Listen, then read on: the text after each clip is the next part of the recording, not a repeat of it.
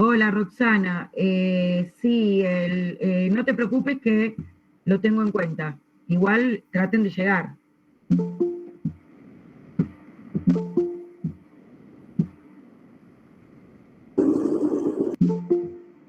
¿Alguien escribió algo más? Que no puedo estar admitiendo a todos y leyendo el chat que se va subiendo. Creo que alguien escribió algo más. Si pueden activar micrófono y decirlo, es mejor.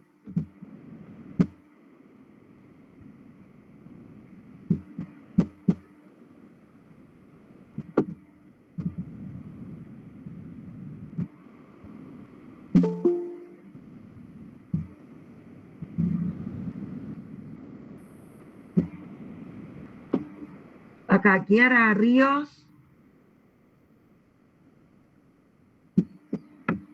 Bueno, lo mismo, chicos. Traten de no especular con todo eso porque la verdad que traten de cuando tienen que ir presencial, traten de ir. Son un montón, son 400 alumnos, no podemos estar considerando situaciones particulares, lamentablemente, porque no damos abasto. Así que traten de cuando tienen que ir presencial, ir presencial.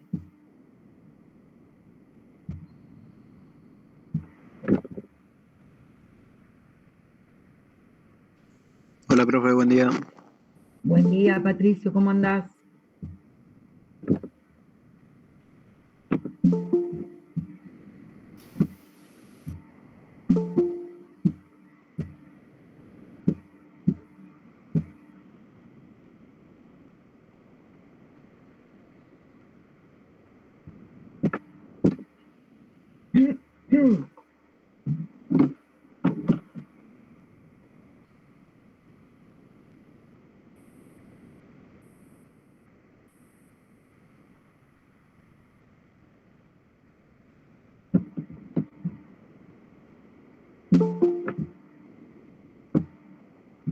Bueno, ya son 150, 149.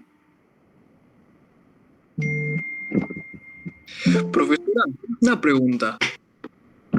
Sí. ¿Puede ser que van a pasar más adelante, más próximo al examen, unas preguntas más o menos aproximado de lo que va a ser el examen?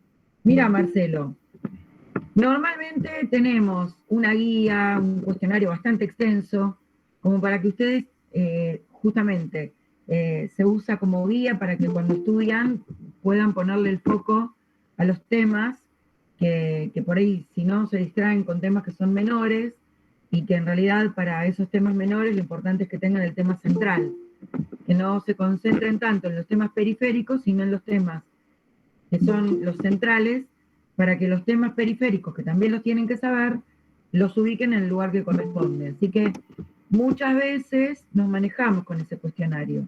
No sé cómo lo vamos a decidir en este caso, todavía no es un tema que hayamos hablado, porque apenas estamos tratando de organizarnos con esta manera de cursada tan diferente a las anteriores, y bueno, durante estos años de pandemia que nos preceden, y donde gracias a Dios la pandemia ya va quedando atrás, todos los cambios en las rutinas de clase nos han requerido una concentración y un trabajo extra que nos ha hecho abocarnos a estas cosas.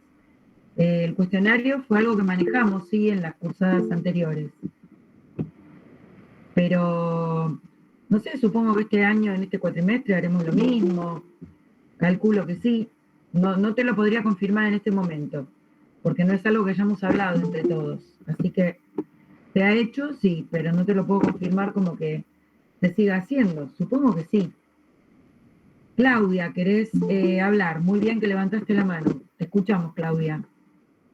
No, le quería consultar por el tema de cómo da el presente, si tengo que escribir, porque recién pude entrar porque estábamos en clase de Derecho Político y recién pude salir y entré ya que había empezado el perdón. Está bien. Lo que yo les digo es que se queden, perdón, no que se queden. Esperá porque no sé qué me pasa, que se me va la ventana. Perdóname. Les decía que cuando ustedes aparecen con el nombre acá en la ventanita, ese nombre ya aparecen en la lista de participantes. Así que con eso ya tenemos el listado para poder ponerles el presente. Vos sos Claudia, Karin. Claudia Karina Cámara. Claudia, espera, porque no te. Ahora sí. Claudia Karina Cámara. Porque estoy con las ventanitas, no estoy con. Cuando yo los tengo a todos en las ventanitas chiquititas, en algunos me aparece el nombre completo, pero cuando es muy largo me aparece con puntos suspensivos.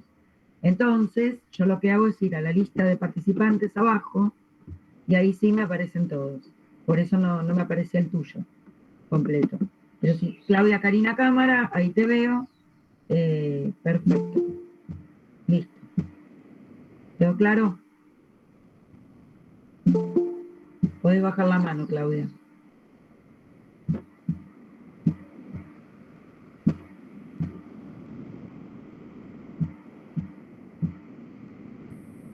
Bueno.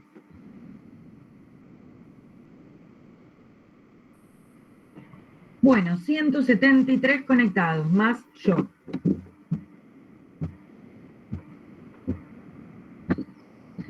Vamos entonces a comenzar la clase.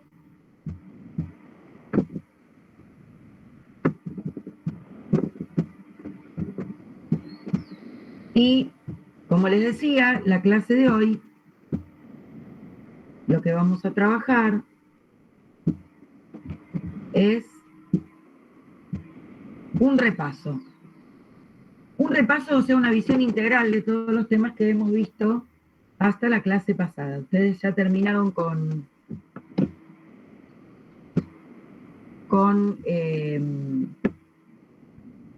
la vigencia ulterior del derecho romano, con Sandra, la clase anterior. Entonces hoy vamos a afirmar un poco todo lo visto. Con lo cual vamos a tener una clase bien dialogada. ¿De acuerdo?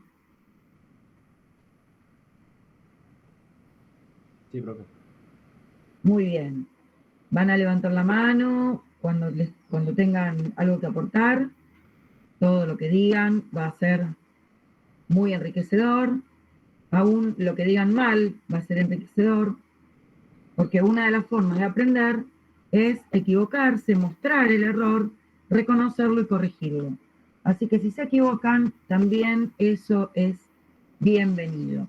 Equivóquense con tranquilidad, aprovechando que estamos justamente en el momento de poder hacer lo que es la clase. Nosotros arrancamos la cursada con el planteo de la parte de la evolución de los hechos en Roma, y para eso lo que trazamos fue una línea de tiempo. En esa línea de tiempo volcamos los periodos históricos. Si alguien graba, es el momento de comenzar. Cuando hablamos de los periodos históricos, dijimos que hay ¿cuántos periodos? A ver, díganme. 3. 3, sí. Nico García. República, monarquía, principado y dominado. En orden, son esos, pero en orden, ¿cómo quedaría? Monarquía, república y dominado. Muy bien. Monarquía, república y lo que algunos dijeron 3 periodos. Sí, el tercer periodo, que es el imperio, que a su vez comprende 2 partes. Alto imperio o principado y bajo imperio o dominado.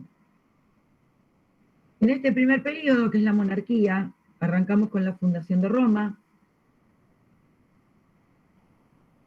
¿Cómo fue la fundación de Roma?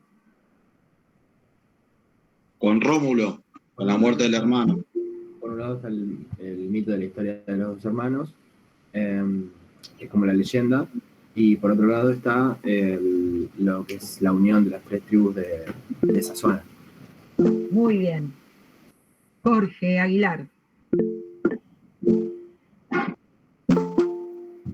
Jorge, te escuchamos. Sí, la fundación fue por Rómulo y Remo, pero después hubo un problema entre ellos. ¿Cuál fue el problema? ¿Cuál fue ese problema? Me parece que no me acuerdo bien quién de los dos había invadido el sector del otro. Rómulo. Porque habían delimitado con una gran muralla los límites de Roma y tenían que pedirle permiso para poder pasar. Muy Y no bien. pidió permiso, no lo hizo de la manera oficial y por eso lo sentenció a muerte. Exactamente, muy bien, Marco. Que en realidad la gran muralla era un arado, que en realidad era un montículo de tierra, por eso lo pasó por encima. Vamos a trabajar estas ideas que veo que no están del todo claras. Iván, vamos a darle la palabra a Iván y después a Santiago. Una pregunta, no, tenía la duda si tomar la historia de Rómulo y Remo como una leyenda o como una verdad histórica. Las dos cosas, ahora vamos a ver por qué. Santiago, ¿dónde estoy? ¿Cómo es? Rómulo se había obligado a matar a Remo porque había pasado el muro sin permiso y este muro, tengo entendido que tenía la bendición de Rómulo, que en aquel entonces para ellos era bastante importante y lo tomaron como un sacrilegio. Los felicito porque tienen todas las ideas muy bien ajustadas y vamos a ajustar un poquito más. Rómulo y Remo fundan Roma. Remo se instala del otro lado del Tíber. Ubican dónde queda la ciudad de Roma, en el mismo lugar que está hoy, que está actualmente, a orillas del Tíber. Del otro lado se instala Remo, con otro grupo de familias. Entonces, cuando lo importante es que Rómulo traza un surco con un arado. Esto, Sebastián Alonso, por favor, apaga el micrófono que si no hace eco. Sí, claro. Esto implicaba un ritual religioso. La religión estaba presente en todos los pueblos antiguos y era lo más importante. Esto es muy importante que lo tengan presente ustedes porque la religión fue el fundamento de todo lo que tiene que ver con la construcción jurídica. Cuando Rómulo funda Roma lo hace con un arado y el arado es un elemento sagrado. El arado es un elemento sagrado. Esto va a venir a colación posteriormente cuando estudiemos la clasificación de cosas más adelante y van a ver que algunas cosas que tenían que ver con el trabajo de la tierra eran cosas muy especiales, muy valiosas, y el valor estaba dado justamente por esta importancia religiosa que tenían algunos elementos que eran los que se usaban para la labranza. El trabajo de la tierra, ustedes tienen Iustísima Telus para leer, cargado en el aula virtual, lean Iustísima Telus porque ahí es donde tienen explicado este sentido religioso del pueblo romano. Y el trabajo de la tierra relacionado con esto y el sentido de justicia que encuentran los romanos en este trabajo que el hombre pone sobre la tierra y que a cambio recibe el fruto como algo que viene de algo superior, como algo que viene de los dioses. Y ahí es donde los romanos encuentran el sentido de justicia. Entonces, este hecho religioso que Rómulo cumple, que es trazar un surco con un arado y sobre ese surco levantar los muros de Roma, también se completa con poner esos muros bajo la protección de los dioses. Cuando Remo quiere ir a ver a su hermano, entra a Roma pasando los muros y las puertas de Roma sin cumplir con los pasos rituales correspondientes. Que bueno, no importa cuáles eran, pero no los cumplió. A nosotros no nos importa si era que tenía que tocar la puerta 3 veces, si era que tenía que tocar el timbre, si era que tenía que llamar 10 veces a Rómulo y decirle Rómulo, no importa cuál era el ritual. El ritual no nos interesa a nosotros, les interesó a ellos, Remo no lo cumplió, y entonces corresponde el juicio divino. Se somete esto a consideración de los dioses, y por este juicio es que Remo recibe como sanción la condena a muerte. No es que Rómulo lo mata a Remo. Igual, fíjense que hay un paralelo con las historias que tienen que ver con la Biblia. En la Biblia, que son relatos que tuvieron lugar más o menos en la misma época, la forma del relato coincide. Entonces, ¿qué encontramos en la Biblia? Que Abel mató a Caín, al revés, que Caín mató a Abel, y este es un relato paralelo. También encontramos que Rómulo y Remo fueron puestos en un Moisés y el río Tíber arrastró el Moisés. Son rescatados por una loba.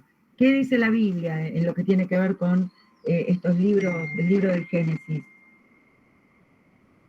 La Biblia lo que dice es que en el Génesis tenemos la cuestión de que Moisés también fue puesto en un Moisés, justamente en un Moisés, por eso se llamaba Moisés, y es rescatado por un emperador egipcio, por Ramsés. Bueno, creo que acá tenemos al titular, Fabio Arriagada. Hola Fabio, buen día. El micrófono tenés que activar, Fabio. El micrófono, tenés el micrófono apagado. Ahí está, ahora sí se escucha. Sí. Ahora sí. ¿Qué tal? Hola, ¿cómo andan? ¿Cómo anda Susana? ¿Cómo estás, Fabio? ¿Todo bien? Muy bien. Sí, bueno, ya que estamos acá, si querés te dejo terminar un rato, pero lo que estaban repasando ustedes es el tema de historia, ¿sí? La parte histórica. Vamos a hacer hoy el compendio de todo lo que vimos en las clases desde la primera.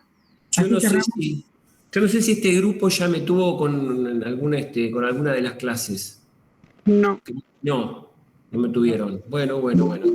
Brevemente, ya que están haciendo un repaso, si querés, les hago un repaso yo. Por favor, por favor. Un pequeño repaso. Bueno, a ver, ¿cuál es el objetivo y por qué?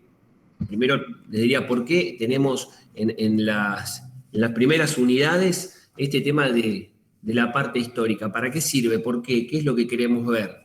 Y simplemente tenemos que estudiar las instituciones en el resto del programa. Entonces, al tener que estudiar las instituciones, vamos a ver que muchas de ellas van a ir evolucionando. Y son todas instituciones que tienen que ver, ¿sí?, con la vida privada de los romanos. Y además, tenemos que analizar cómo los romanos administran la justicia. Y justamente, como no fue pétreo el sistema de administración de justicia, sino que fue mejorando desde la fundación de Roma, ¿sí?, hasta, nosotros tomamos 13 siglos de oro, del 753, que es la fundación de Roma, ¿no?, 753 a.C., hasta aproximadamente el año 530, 565, después de Cristo, con la muerte del emperador Justiniano.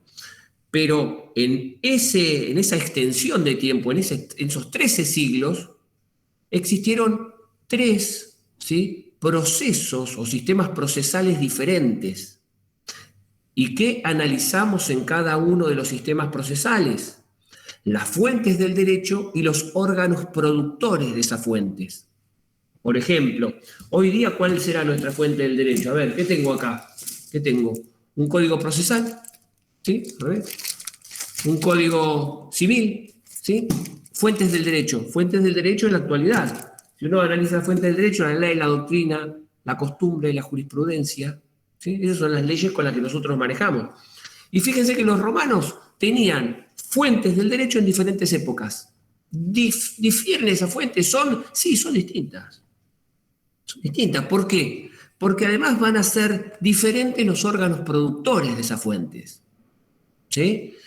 Y no obstante ello, ¿sí?, hablando de los órganos productores, también vamos a observar que por lo menos en una primera época, esas fuentes de derecho van a tener connotaciones que están emparentadas con la religión, que nosotros lo comenzábamos a ver como aquellos del faz, falar, hacer, ver, que era simplemente la actuación o el rito realizado de manera constante, ¿sí?, respetados por todos los romanos, que hace que sea la base del derecho, la base del ius.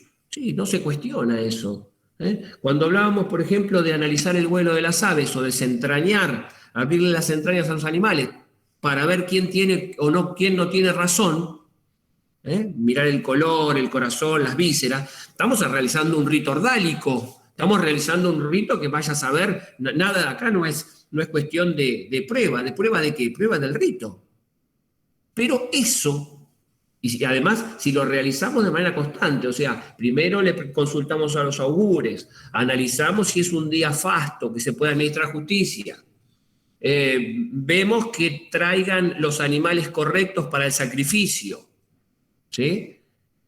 Estudiaríamos el color, la textura, el olor de las vísceras de los animales. Si realizamos todo ese proceso, ese conjunto concatenado, vamos a tener que ese proceso fue iustum. Ahí tienen la palabrita iustum, ius. Así como para celebrar un matrimonio entre ciudadanos romanos, celebramos la iusta et nuptia, porque es justa.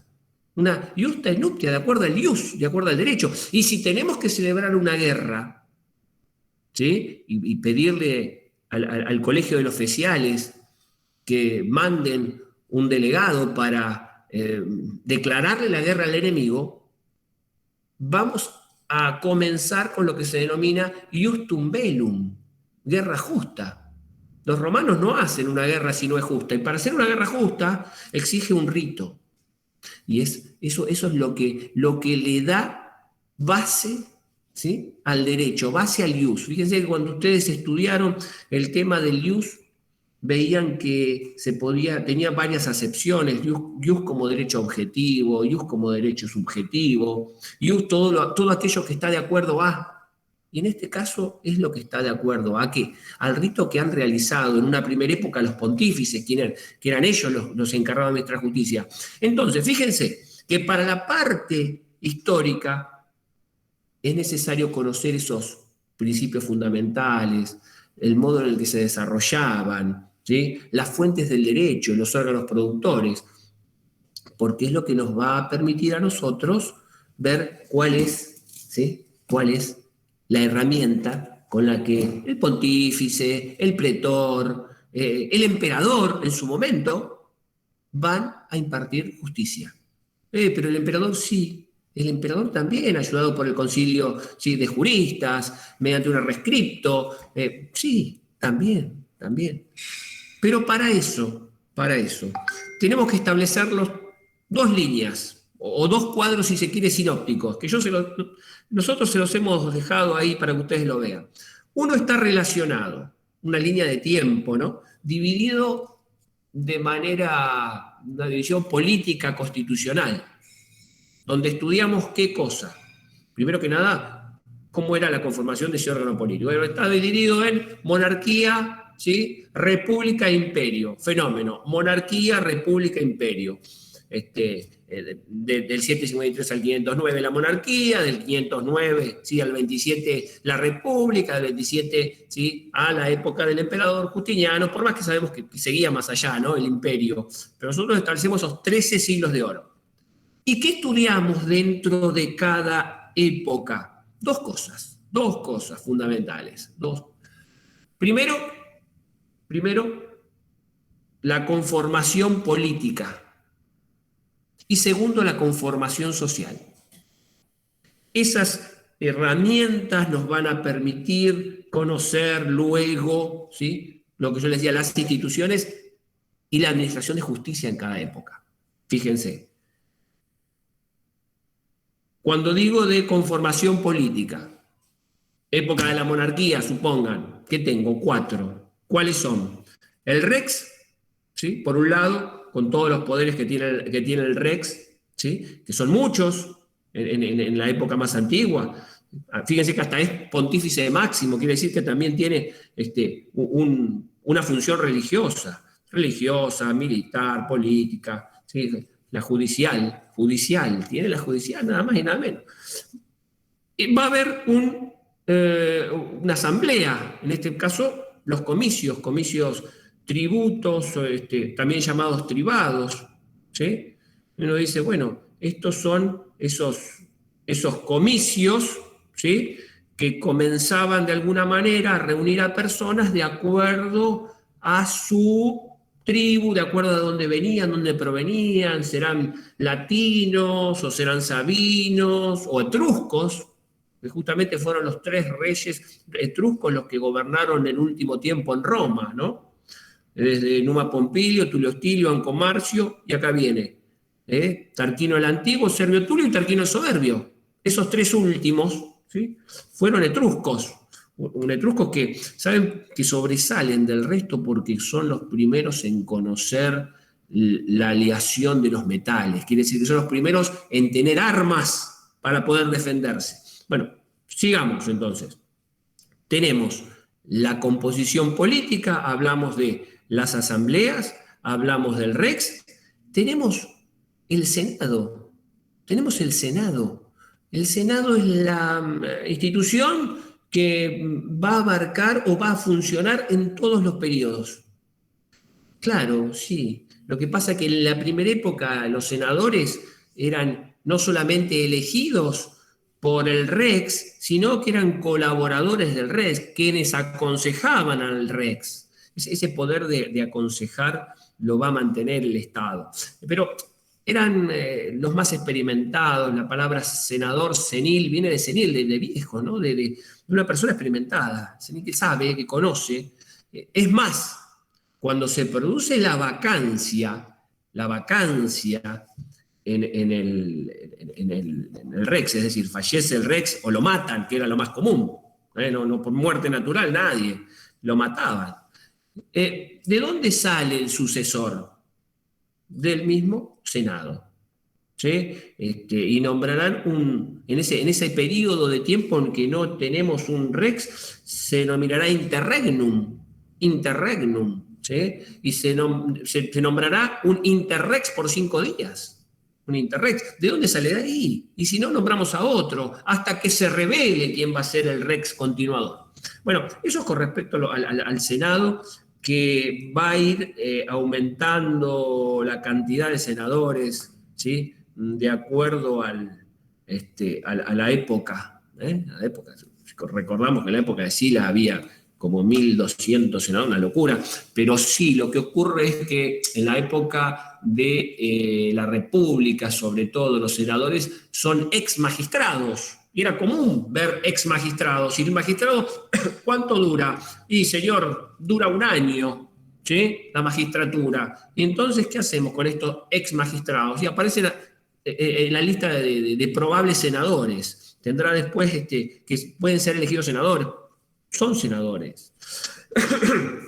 Inclusive, si estos ciudadanos habían venido también, ¿sí?, son ex magistrados, pero muchos dicen, sí, pero también podrían ser ex generales de los ejércitos, ¿sí? Y hubo casos así. Bueno, siguiendo. Por último, les nombraba entonces que los órganos políticos, ¿sí?, en la época monárquica, ¿sí?, iban a estar dados por el Rex, por el Senado, por comicios, y me quedan los colegios sacerdotales.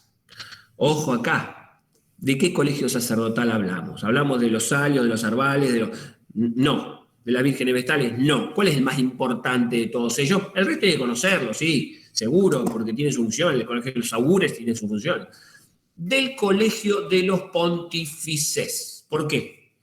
5 pons, 5 pontífices que administran justicia, más allá de que el nombre de pontífice viene de fonti facere, hacer el puente, ¿no? Dicen que de día extendían sobre el Tíber un puente y de noche lo recogían a los efectos de proteger a Roma.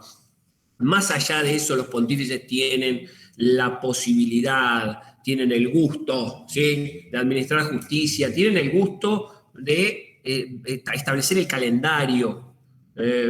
Dicen cuándo un día fasto, cuándo es nefasto, cuándo se celebran determinadas fiestas. Tienen el calendario, tienen el poder allí en Roma. Son los que interpretan el ius, interpretan el derecho. Yo les dije a ustedes que traen los animales, desentrañan y se fijan y miran las vísceras. Un ejemplo, porque también podría ser el tema del nacimiento de los pollos, estudiar el templus, como hacían los augures, ¿no es cierto? Siempre los pontífices, ¿sí?, tenían colaboradores, y en este caso los augures estaban colaborando. Pero administran justicia. Y vamos a ver brevemente, por ejemplo, que tienen pretendidas leyes regias, ius Papinianum, ius Flavianum, una jurisprudencia pontifical, ¿sí? Se trataba de cuestiones de orden, cuestiones de conductas en cuanto a un procedimiento, de cómo se realizaban y de qué manera se realizaba el acto, ¿sí? En sí nosotros no estudiamos de ninguna manera esas como las primeras leyes escritas, fíjense. Las primeras leyes escritas para nosotros son la ley de las 12 tablas, ¿sí? No el ius Papinianum, no el ius Flavianum, no la jurisprudencia pontifical.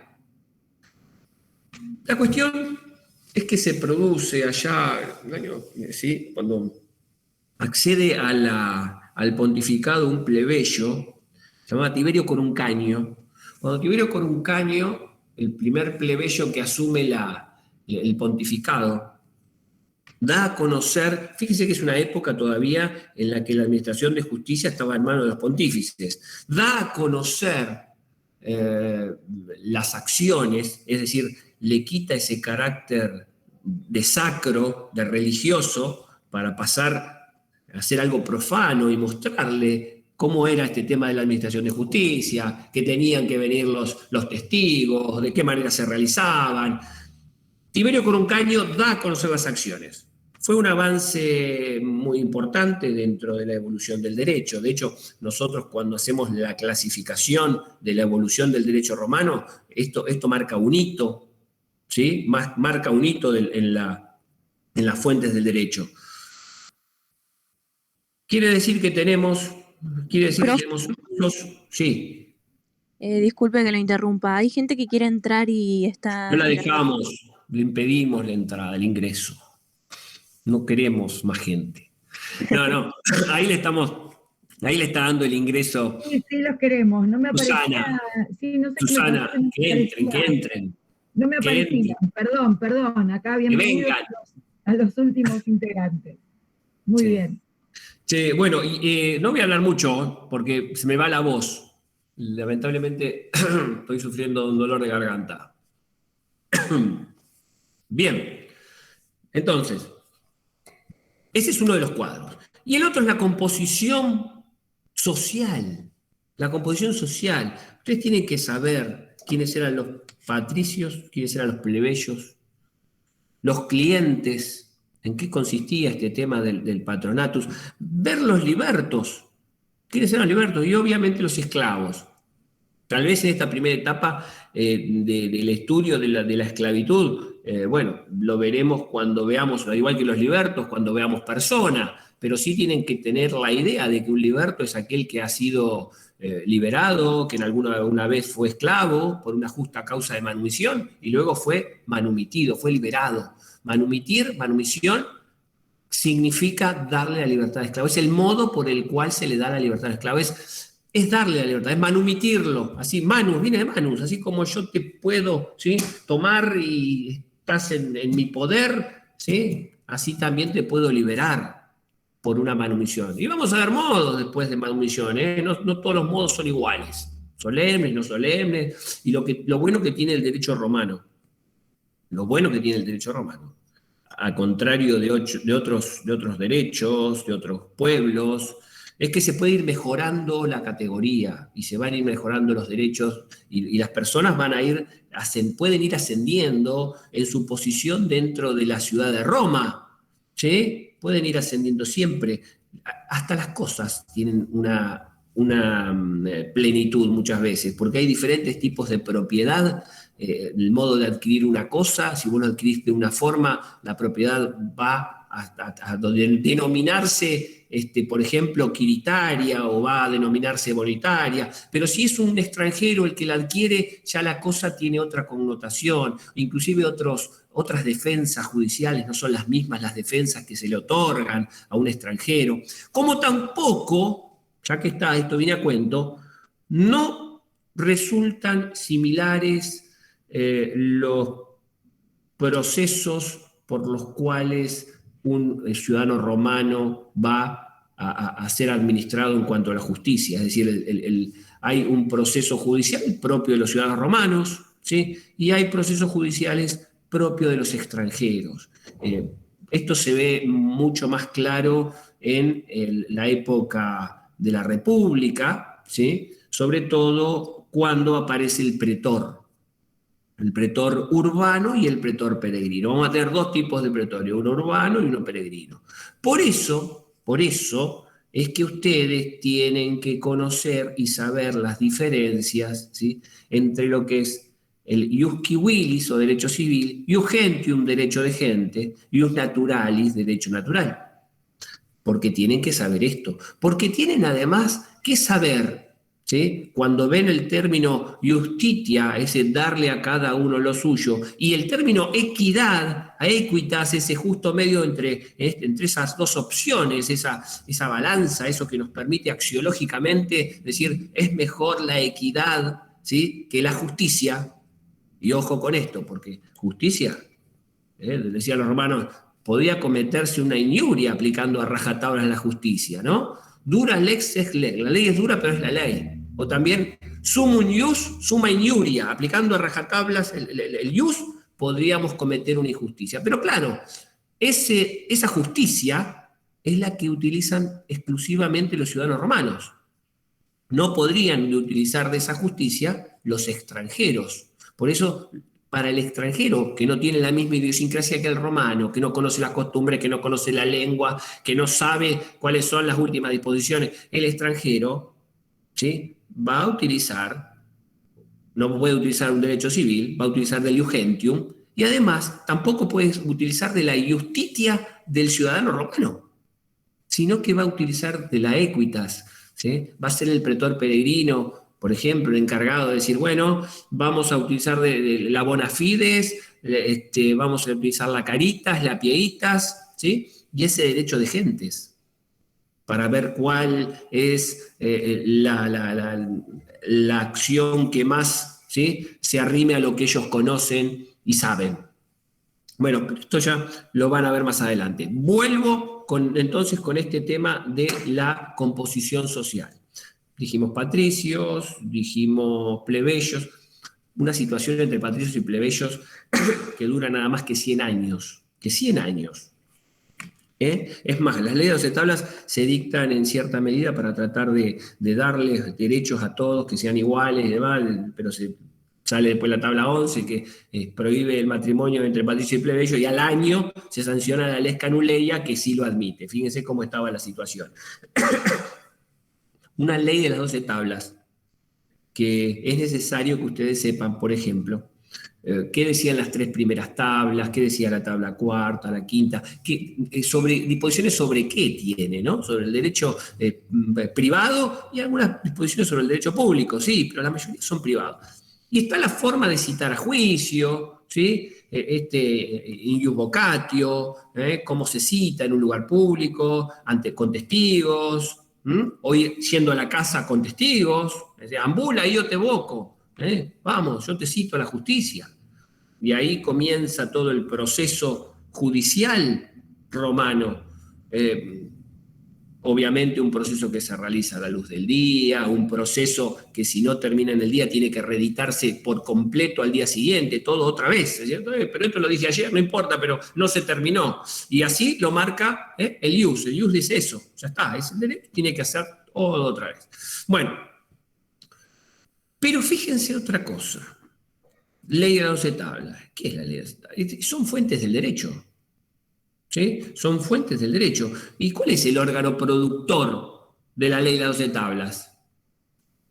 Y serán los decemviros. Los decemviros, cuando se suspenden todas las garantías y se nombra 10 varones encargados de realizar esta ley de las 12 tablas, además de encargados de todo, porque al suspenderse toda la magistratura, ¿sí? Se suspende todo y se van nombrando, bueno, uno de estos decemviros se encarga de la limpieza de la ciudad, el otro se encarga de ver cómo administra justicia, el otro se encarga de... Y entre ellos se encargaban, además de realizar las leyes de tablas. Si fueron a la Magna Grecia y como las leyes de Solón, tomaron algunas y también un poco del Código de Hammurabi y hicieron ¿sí? estas leyes de las 12 tablas para tratar de pulir, o que esa diferencia entre patricios y plebeyos no sea tal. Unos plebeyos que se retiran al Aventino muy enojados porque había aumentado la tasa de interés, se cobraban con el cuerpo de los ciudadanos romanos en el tema del Nexum, ¿sí?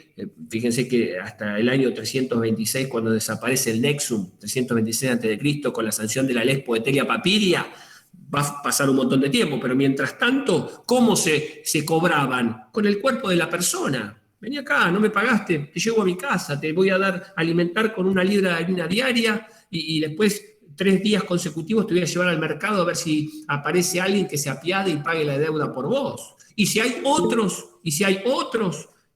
acreedores, tu cuerpo vamos a dividirlo en pedacitos, como decía la ley de las 12 tablas, sin importar a quién le toque más o menos, no habrá fraude, ¿sí? Ustedes fíjense que qué bárbaro estas fuentes del derecho, pero ¿qué pasaba con estos plebeyos, no? Además, fíjense, disminuye la obra pública. ¿Y qué fue el rey que realizó una gran obra pública? El rex que nosotros lo recordamos como un rex el más progresista. Más progresista, pues la gente estaba bien, tenía dinero. A ver, construcción de la cloaca máxima, construcción de los 4 acueductos, construcción de las vías, construcción de las murallas de Roma, una parte importante, construcción del templo Júpiter Capitolino. Todas esas construcciones que realiza Servio Tulio, ¿sí? Etrusco, fueron construcciones que iban a cambio de dinero. Dinero, pago para que lo haga, le doy a la gente alimento, le pongo dinero en el bolsillo, y Roma anda bien, funciona. Pero eso, en la época 450, 451, se había terminado esa obra pública. Ya no había más obra pública, la tasa de interés, ¿sí?, había aumentado. Los intereses, al aumentar los intereses, bueno, la gente no tenía dinero, estaba empobrecida, fue una situación. Además, y muchos dicen, lo principal fue que los patricios, ¿sí?, se guardaban para sí todos los cargos públicos. En el reparto de cargos solamente los patricios siempre ocupaban, ¿sí?, los cargos públicos, y a los plebeyos, plebe, muchedumbre, ¿sí?, no le daban, y era la gente que realizaba los peores trabajos dentro de la ciudad. Eso se vio cuando se produce esa secesión, cuando todo el pueblo plebeyo se dirige al Aventino, ¿no? Cuando dejan a Roma desguarnecida, eso se vio, quienes realizaban los trabajos y quienes no. Obviamente los plebeyos no fueron ningunos tontos, se nombran sus autoridades, el edil plebeyo, cuidado de la organización, un poco del tema del orden y de las carpas que tenían allí, bueno. Y fundamentalmente un órgano colectivo que fue el plebiscito, ¿no? Es decir, el concilia plebis, como órgano productor. ¿Cuál es la fuente de derecho? El plebiscito. El concilia plebis, órgano productor, y la fuente del derecho, el plebiscito. Es fuente de derecho el plebiscito. La ley es fuente del derecho. Entonces, fíjense qué interesante. Inclusive con la ley de Hortensia va a obligar a los patricios también un plebiscito. Un plebiscito obliga a los patricios también. Y nombran un personaje que va a trascender el conflicto patricio-plebeyo. Digo va a trascender porque va a quedarse para no irse más. Y siempre defendiendo las clases más bajas, las vulnerables, digamos clase baja, digamos a los más vulnerables, ¿sí? Que era el tribuno de la plebe. Un tribuno de la plebe con capacidad de establecer, por ejemplo, el veto a las leyes que se puedan sancionar, que puedan sancionar los mismos patricios. El veto, al vetarla, chao. ¿Por qué la veta? Porque seguramente era una cuestión que no favorecía de ninguna manera a los plebeyos. Bueno, incluso Julio César, fíjense, fue tribuno, y ya había desaparecido hacía años este conflicto patricio-plebeyo, que dura solamente 100 años. Bueno, sobre los clientes, vale, no voy a extenderme, ¿no? ya todos ustedes deben saber qué es el clientelismo. Esos hombres libres que en Roma decidían hacerle la corte a un ciudadano influyente a cambio de lograr alguna prebenda. Obviamente el hombre influyente era influyente cuando más clientes tenía.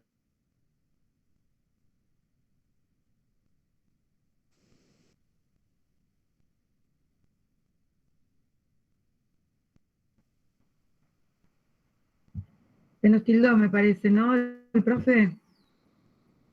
Sí, profe. Sí, Sí, ¿no? Sí. Sí, se trabó. Se trabó. A ver.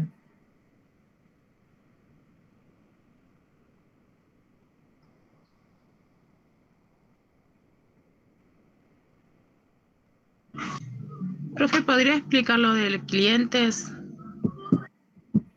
Sí. Profe, yo en el chat pregunté si contaba como una magistratura el tribuno de la plebe. El tribuno de la plebe era una magistratura. Esperen que quiero ver si volvemos con el doctor, así les explico un poco el tema de los clientes.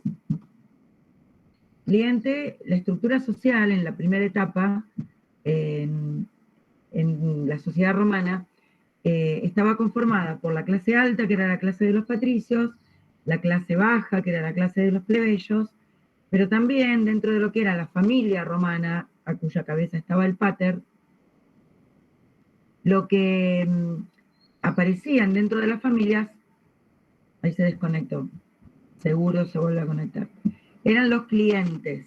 Estos clientes eran aquellos que eran como apátridas, que aparecían en Roma y que buscaban asilo en las casas, en lo que eran las gens, que eran unidades bastante numerosas, eran las familias, eran unidades de autoabastecimiento y eran como pymes, y el jefe de esa pyme era el pater.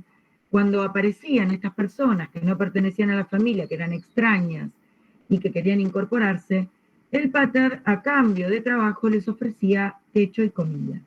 Y además, estos que se llamaban clientes ingresaban a la familia participando también del culto familiar. Claro, esto es lo que les daba a estos paters un acervo humano que además de su propia familia se engrosaba con estos extraños que se incorporaban también desde afuera. Un poquito la idea de los clientes es esa. ¿Quién fue que había preguntado? ¿Cuál de las chicas que había hecho la pregunta? ¿Ariana era? Claudia, me parece, profe. No, profe, yo había preguntado lo de la magistratura. Ah, bien. ¿Y tu respuesta ya está? No, sí, yo había preguntado por lo de clientes. Claudia, bueno, ¿un poco te quedó más claro con esto? Sí, gracias. Perfecto. Bueno. Perdón, profe. Vamos a ver, sí, Marco. Entonces los clientes eran parte de la plebe y los patricios eran de los nobles, digamos. Se supone que estos clientes, cuando se empiezan también a desmembrar, porque en un momento entran y después en algún momento salen de la familia, forman su propia organización familiar y su propia descendencia, y así van pasando los años y las décadas y los siglos, y estos clientes, estos clientes son los que se piensa que es el origen de lo que después deviene en lo que es la clase de los plebeyos. Sí, Marco, un poco esa es la idea. No sé si alguien más quiere preguntar. Profe, una consulta. Sí. Una gens, entonces, estaba conformada por la reunión de varias familias patricias. No, la gens era una familia patricia al mando de un pater. Y esta familia era como una pequeña aldea, era muy numerosa. Era una unidad de autoabastecimiento y producían todo lo que necesitaban para la vida cotidiana. Los alimentos, la vestimenta, construían sus casas, tenían sus muebles. Había un poco de intercambio comercial, y esto es una característica importante de esta época antigua, porque el intercambio comercial que había era muy reducido, era una etapa donde recién se forma la ciudad de Roma, era una etapa muy precaria. Entonces todas las familias, que la gens era la familia, así es como llamamos a la familia, gens, al mando de un pater, que era el jefe hasta que se moría. Entonces esa era la estructura familiar. Malena, ¿te quedó claro? ¿Sigue tu pregunta? La gens entonces era la primer familia. Esperen, Malena, vamos de a uno. Malena. Sí, profe, ahí lo entendí, muchas gracias. Muy bien, sí, ahora sí. Jaime Rodrigo. Sí, profe, una consulta. Cuando hablaste de los clientes, en un momento dijiste que ellos rendían al culto familiar. ¿A qué se refiere con eso?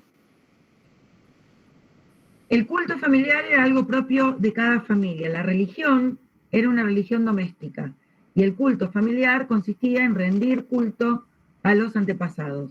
Cada hogar tenía un altar y en ese altar se encontraban todos los seres que estaban ya fallecidos, que estaban muertos y que eran objeto de adoración. Siempre les pongo el ejemplo de la película Gladiador. Los que han visto la película Gladiador van a ver cómo Russell Crowe va de acá para allá con su bolsita, con todos los miembros de su familia, con esos muñequitos que son los miembros de su familia, a quienes les hace oraciones, les rinde culto, y en eso consistía el culto familiar. Dentro de cada hogar había un altar con el fuego sagrado, con el agua con el agua y el fuego como con un objeto, un sentido de purificación. Perfecto, muchas gracias. Bien. Vero Luján. Buenos días, gracias. La consulta es la siguiente. El intercambio de comercio que usted decía que era que era poco, era como trocar, era como cambiar lo que, por ejemplo, si algunos cultivaban, era con los que tenían ganadería. Mientras no hubo moneda acuñada, se utilizaba como forma de pago un pedazo de cobre que se pesaba en una balanza. Interesante la pregunta de Verónica, porque esto tiene que ver con un acto ritual que van a ver un poquito en alguna clase posterior, y era un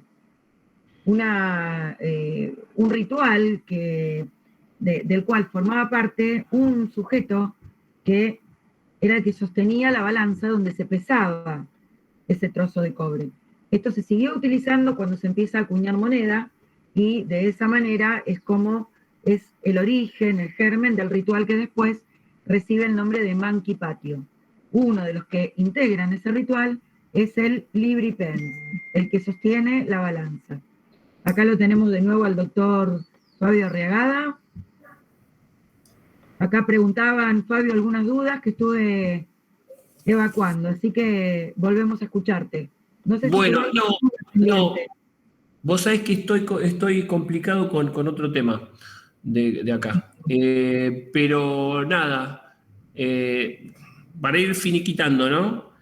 Lo importante entonces es ver lo que yo les mencionaba recién, ¿sí? De esa línea de tiempo, de la división político-constitucional, ver la composición social y la composición política.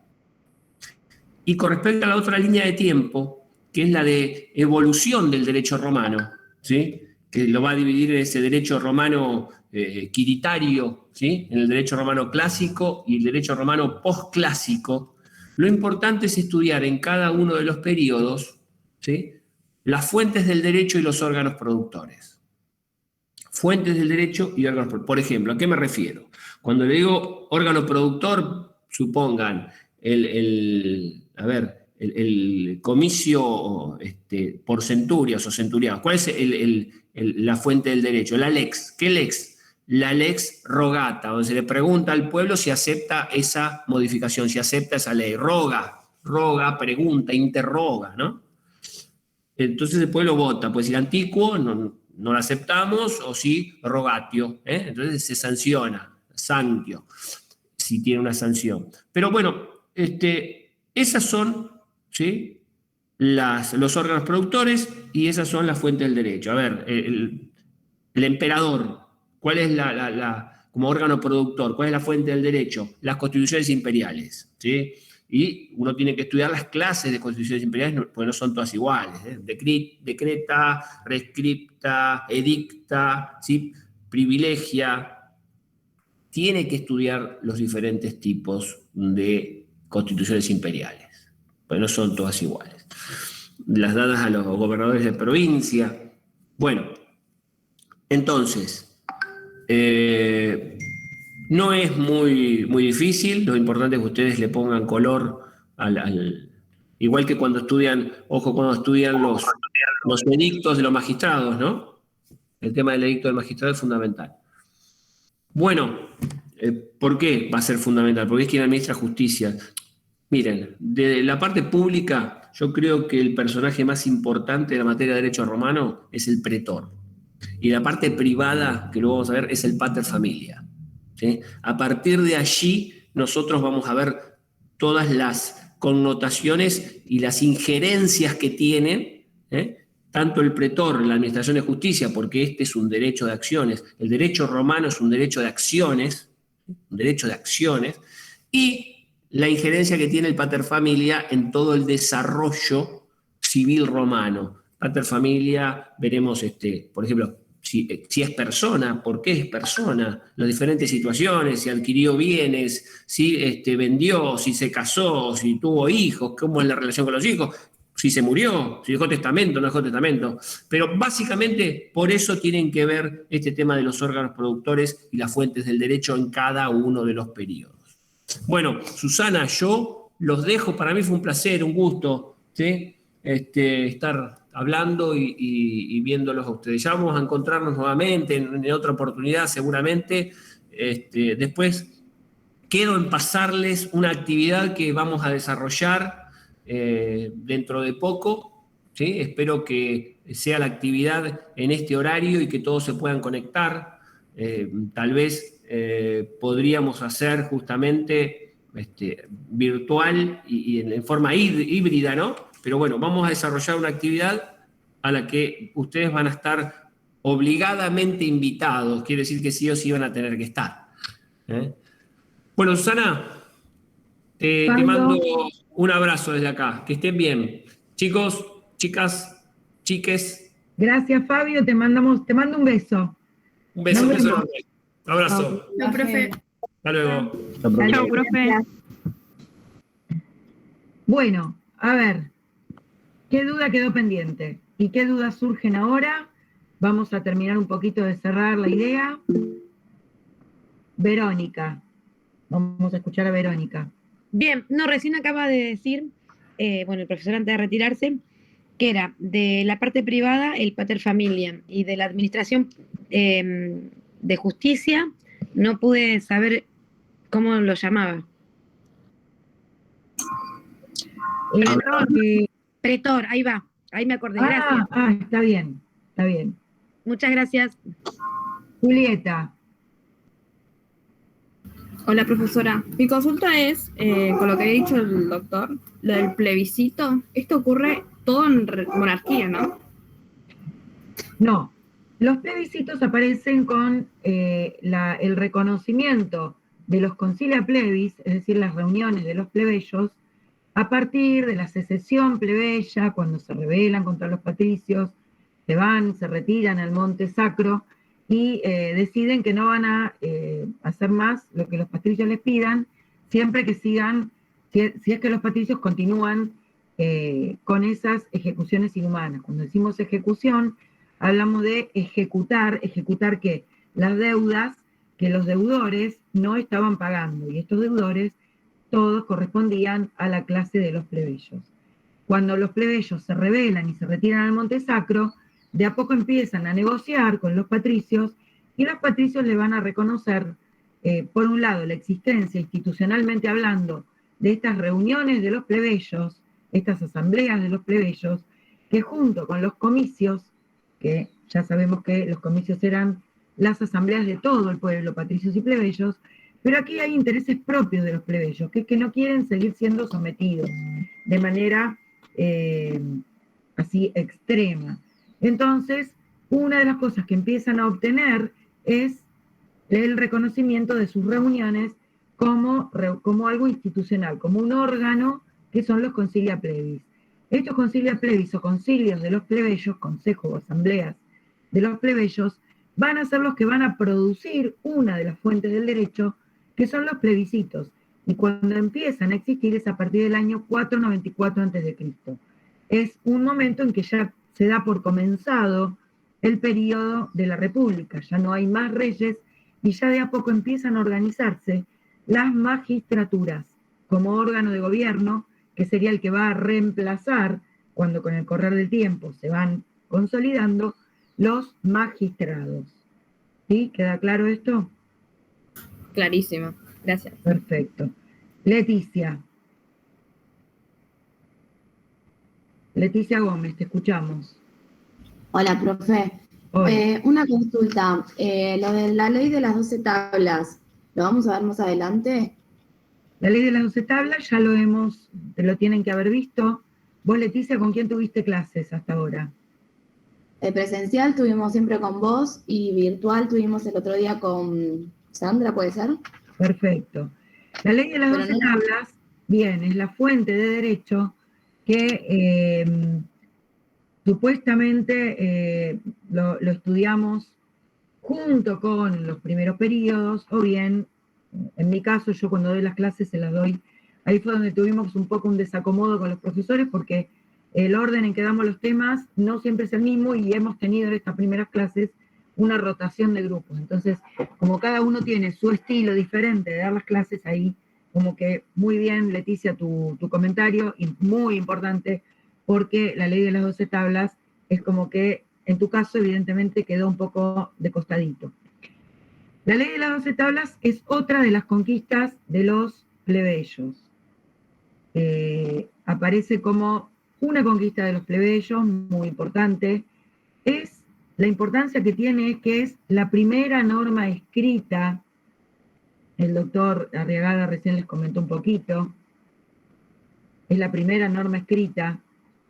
Eso es importante porque la escritura aparece cuando los pueblos empiezan a tener un poco ya características de progreso, de avance cultural. La escritura es un elemento importante. Entonces, Marramat, bueno, acá Marramat, no sé cómo te vamos a poner el presente, Damaris L95, no sé cómo te vamos a poner el presente porque no tenemos el nombre completo. Marramat, decís, yo tampoco las vi. Primero te pregunto quién sos, Marramat. Y segundo, te pregunto con quién tuviste clase, igual que le pregunté a Leticia. Bueno, mientras sigo explicando y espero la respuesta de Marramat. Bueno, Damaris, correcto. Damaris, gracias. Estas leyes de las 12 tablas tuvieron su origen en, con Sandra, virtual y presencial, ¿tuviste? Decime tu nombre, Marramat, no sé quién sos.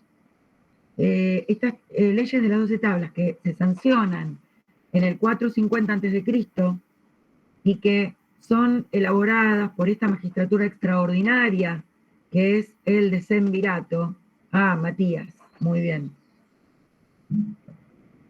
¿Con quién más tuviste, Matías? ¿Con Sandra y con quién más?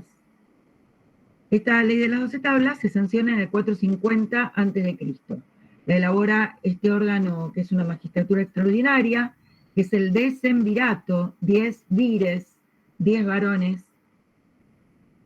y van a regular fundamentalmente los temas que tienen que ver con esto que decíamos que son las ejecuciones de las deudas. Ojo, no confundan ejecución con ejecutar, esto de que una persona que es ejecutada es la que es condenada a muerte, no confundan la palabra ejecución con eso.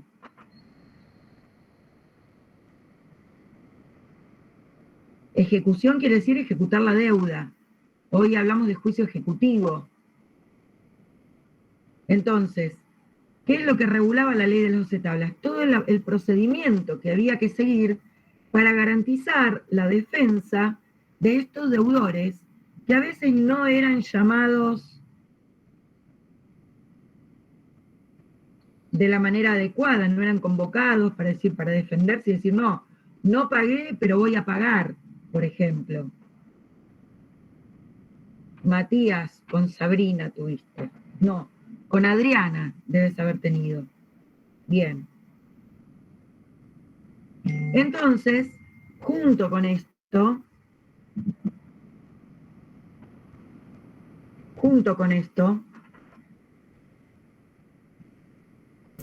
Profe, sí, ¿puede ser que si no paga la deuda era vendido como esclavo? exactamente, que es lo que les decía el doctor recién. Claro, vendía. No, paga la deuda, la garantía del pago de la deuda.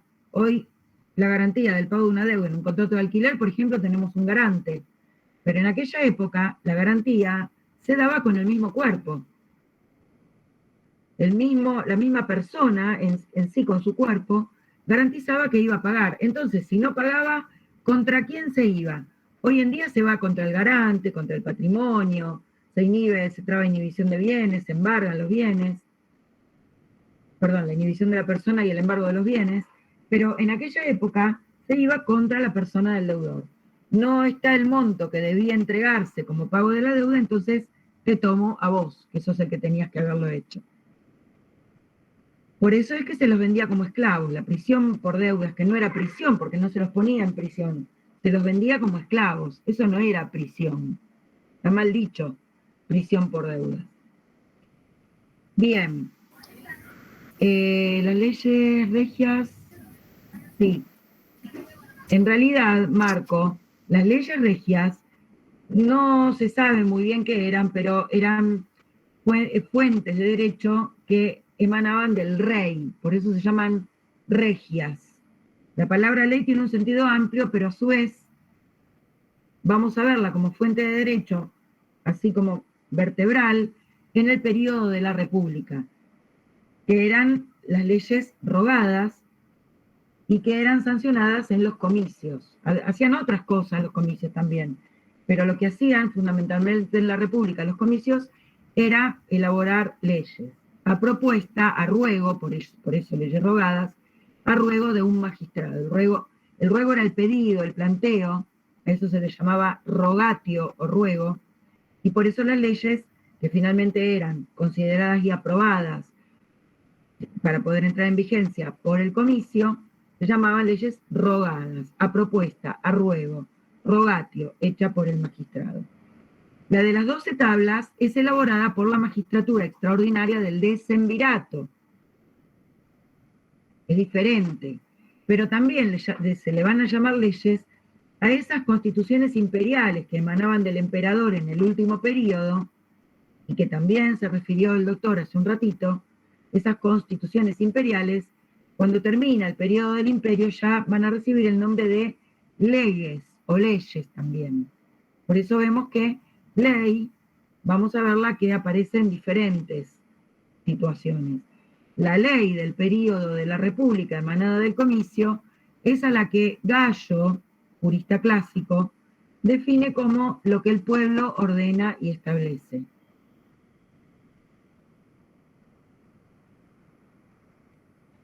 Damariz, la ley de las 12 tablas, plantea un procedimiento que todos conocen, ahora ya todos lo van a conocer, hasta ese momento el procedimiento estaba contemplado en las fórmulas que administraban los pontífices, que también hizo mención el doctor.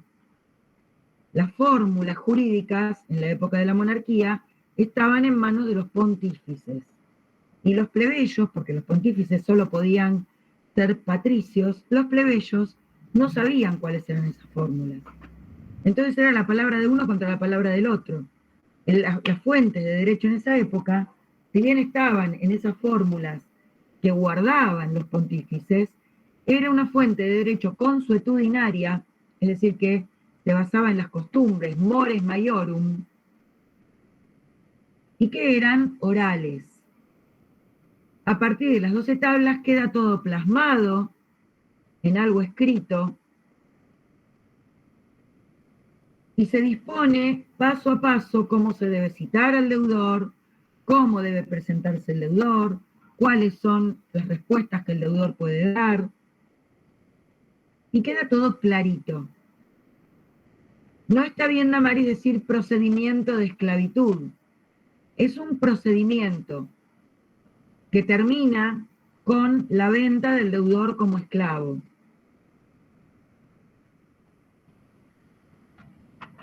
Profe, una consulta. Espera, Ludmila, porque tenemos acá a Malena que levantó la mano. No sé quién activó el micrófono recién, no sé si fue Ludmila. Pero tenemos a Malena que levantó la mano. ¿Y quién más? Yo quería preguntarle si los civitas habían aparecido en el periodo de la monarquía o de la república. ¿A qué le llamas los civitas?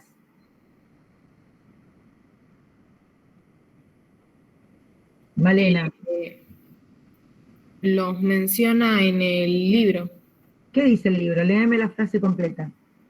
Textual.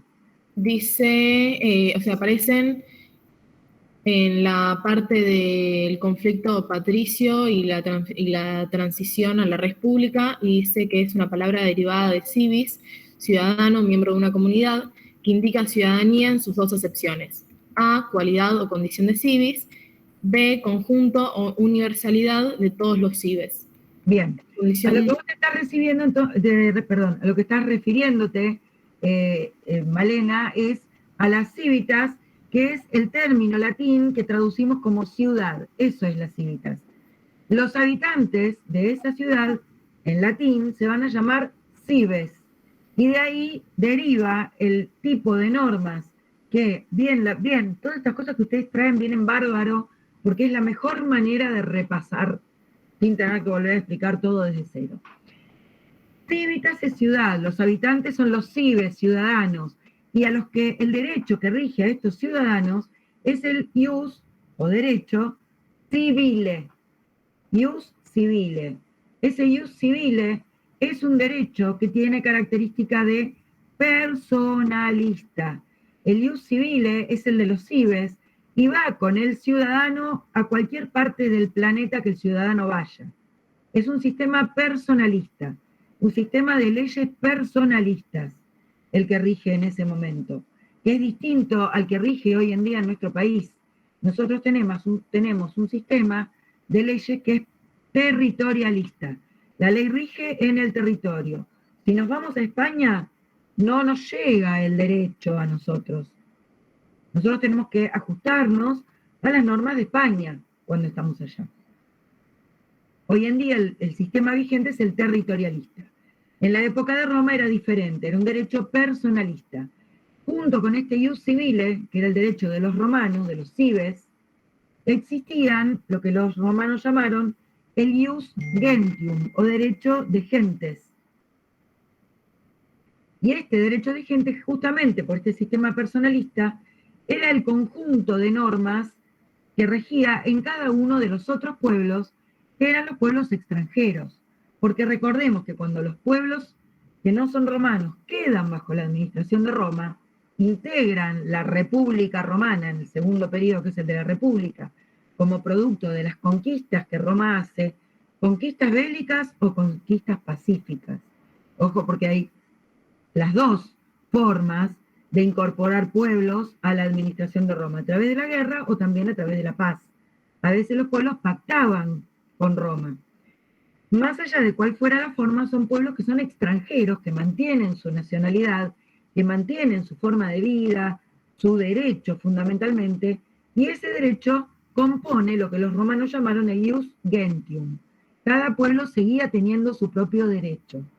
Y ahí viene esta realidad con la que se enfrentan los romanos en el periodo de la República, que al entrar en contacto con estos otros pueblos, ven que si surge un conflicto entre un romano y un extranjero, al extranjero le tienen que aplicar su derecho y al romano le tienen que aplicar el suyo.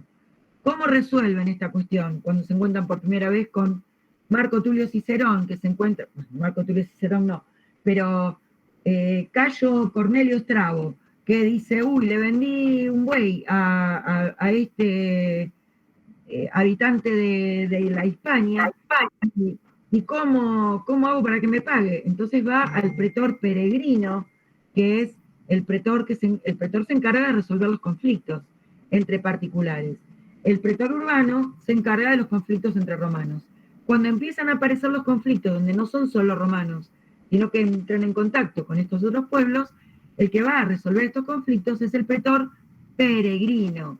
Y para eso va a echar mano de los dos derechos, el del extranjero y el del romano, el ius civile y el ius gentium, y los va a fusionar creando una nueva solución jurídica que va a plasmar en un edicto, y este conjunto de soluciones nuevas que se van creando a través del edicto del pretor peregrino va a ser lo que se va a conocer con el nombre de derecho honorario o pretoriano.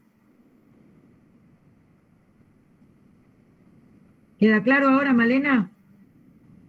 Muy bien.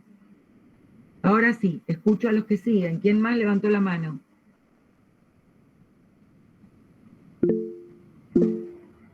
Fátima.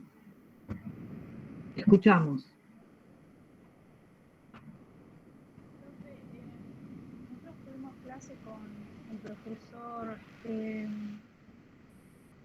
Calderón y nos había dicho que era muy importante la imagen del pretor. ¿A qué se refiere con importante la imagen del pretor? Perdón, te estoy escuchando muy bajito, Fátima, no sé por qué. La última parte te entendí, la primera parte no entendí. Sí, que el profesor Calderón nos había dicho como que era muy importante la imagen del pretor. Bien, muy bien, Fátima. La importancia está en esto que acabo de explicar, en que, ahí te está respondiendo Marco, los edictos del pretor fueron la fuente de derecho importante en el periodo de la República y que fue una forma de crear nuevas soluciones jurídicas que fue muy, pero muy profusa, muchísimas soluciones se fueron implementando a partir, y fueron plasmadas, en el edicto del pretor. Esa es la importancia, que se fueron creando muchas soluciones jurídicas. El ingenio romano, a través del trabajo del pretor, fue creando muchas soluciones que se fueron incorporando al sistema jurídico. Fue cuando el derecho romano tuvo mucha más dinámica que en cualquier otro periodo. Se generaron situaciones nuevas y por lo tanto estas situaciones fueron dando soluciones jurídicas que fueron plasmadas en las fuentes. Sí, Ricardo. Sí, buenos días, profesora. Yo quería agregar con eso del pretor, que era el encargado de administrar justicia, y lo que me parece importante destacar es que su gestión duraba 1 año, creo, y bueno, además tenía la facultad de publicarlo mediante el ius edicendi. Ius edicendi, esa era la facultad que tenía el pretor de decir el derecho. Correcto. Que viene de decir, muy bien. Que consistía en la facultad de dirigirse al pueblo verbalmente o por escrito. Correcto. Yo así me lo acuerdo mejor. Muy bien, Ricardo. ¿Quién más quiere preguntar? ¿Cuál es la importancia de toda esta parte histórica? Les decía Leticia, sí. Profe, perdón, pero lo otro que a mí no me quedó claro, y la profesora Sandra el otro día como que sacó el tema y dijo que los que no lo habíamos visto, lo íbamos a ver en algún momento, pero no sé cuándo, es lo de las fuentes del derecho. No sé si los que estuvieron conmigo y mayormente estuvimos con vos, también les pasó que nos quedó medio colgado eso. Bueno, a ver, díganme, los que estuvieron en clase conmigo.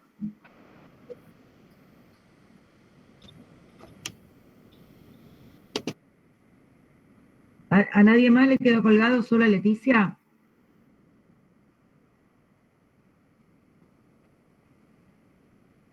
Ahora vamos, Leticia, con las fuentes.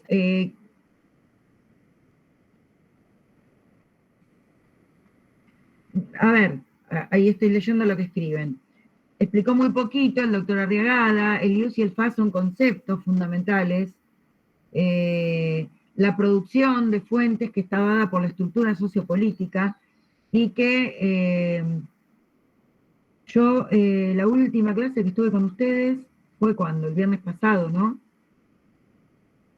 Claro, el miércoles tuve al grupo de los números impares. Bueno, vamos a hacer una explicación así general de lo que quedó colgado con el grupo de Leticia. Hay un Power, bien, Agostina, hay un Power que lo tienen, también tienen un PowerPoint cargado en el aula virtual con el tema de fuentes. Y lo que vamos a hacer ahora es una explicación general. El tema de fuentes lo plasmamos en la línea de tiempo. Tenemos los periodos del derecho, por un lado, y entonces hablamos del derecho antiguo, arcaico, quiritario, y es el que corresponde a la época de la monarquía, a la época antigua, justamente. Es quiritario, y siempre que vean la palabra quiritario estamos hablando de la primera etapa, de esta etapa antigua, porque quiritario era el nombre con el que denominaban, los vecinos de Roma, denominaban a los romanos, eran los quirites, los habitantes del monte Quirinal. Y ahí entonces la palabra quiritario, son los antiguos pobladores. Luego tenemos un periodo, que es el periodo de esplendor. Muy bien, Cintia, en el campus tienen ese PowerPoint. Sí, ahí lo tienen, exacto. Sigue, decimos, un periodo de esplendor, no en forma inmediata, pero después viene el periodo de esplendor del derecho, que es lo que se llama el derecho clásico y que se desarrolla en esta etapa de el Principado. Periodo histórico, fundamentalmente es el Principado, pero que es precedido por lo que se llama la etapa del derecho preclásico. Y es el derecho que corresponde más o menos, no de manera estricta, al periodo de la República. En el periodo de la República, con todo este trabajo del pretor, se va preparando el campo, este es el periodo que llamamos preclásico, para que después el derecho se desarrolle en la etapa del derecho clásico a través de los juristas clásicos, periodo del Principado. En este periodo encontramos a Ulpiano, a Gallo, a Papiniano, a Modestino.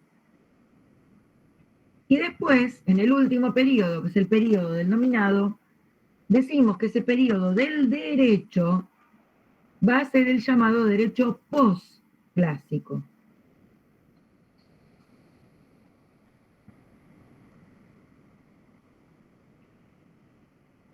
Las fuentes que se desarrollan en el periodo arcaico quiritario son las costumbres o mores maiorum y estas fórmulas jurídicas administradas por los pontífices.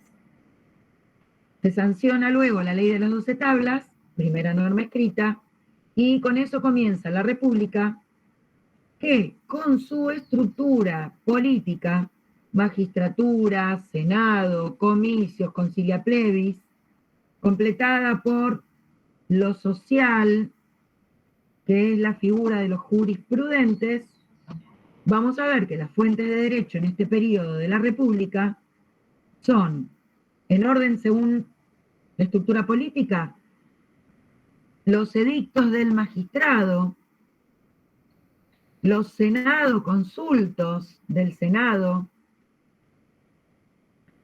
las leyes rogadas de los comicios,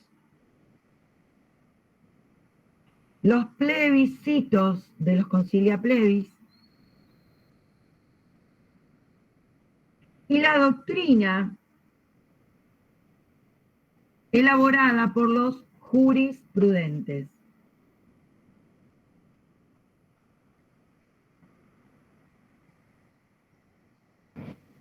Perdón, profesora, pero me perdí. ¿Puede repetirlos, por favor? No en todos, pero en algunos.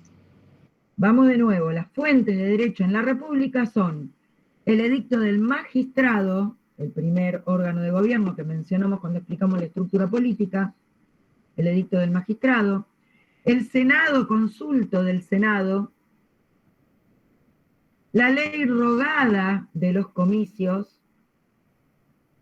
el plebiscito que tienen fuerza de ley y que emana de los concilia plebis, tiene fuerza de ley a partir de una ley, que dispone que así va a ser, y la doctrina de los jurisprudentes, que si bien no son un órgano de gobierno, sin embargo completan la estructura sociopolítica del período de la República.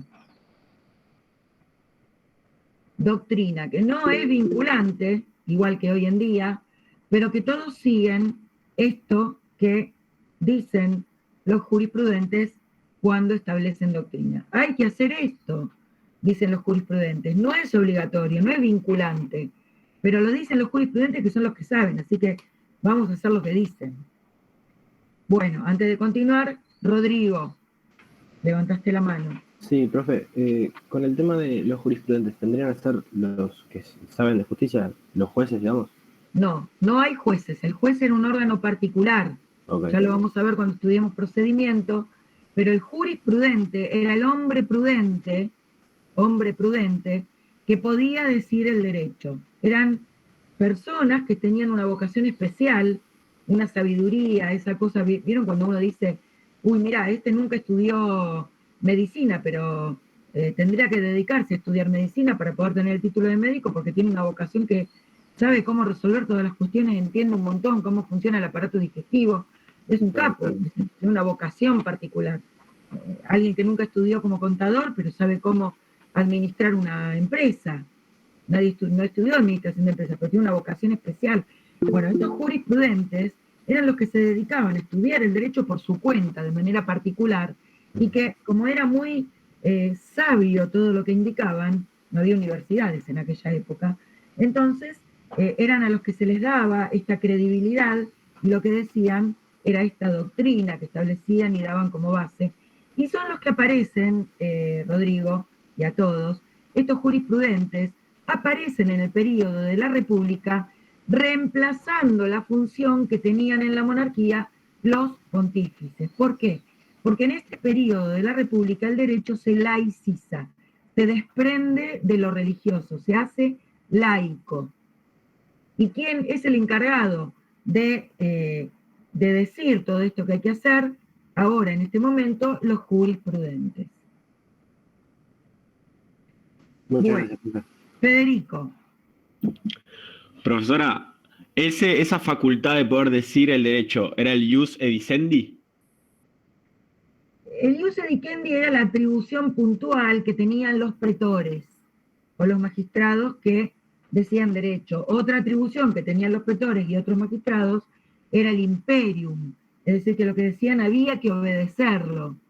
Pero los jurisprudentes en realidad no tenían ius edicendi, no tenían imperium, porque, como dijimos recién, eran particulares, no eran magistrados. Eran particulares que por vocación decían lo que les parecía más correcto. Orientaban un poco el pensamiento. Y esto era una función que cumplían porque les gustaba, porque querían. ¿De acuerdo? Gracias. Ricardo. Sí, profesora, yo escuché un brocardio, o lo leí hace poco, y una novi curia. ¿Correspondería a este jurisprudente? No. Este jurisprudente no, los jurisprudentes. Pero el Correcto. principio, iura novit curia, es un principio general del derecho. No viene al caso. Bueno, listo. Bien. ¿Qué otra duda?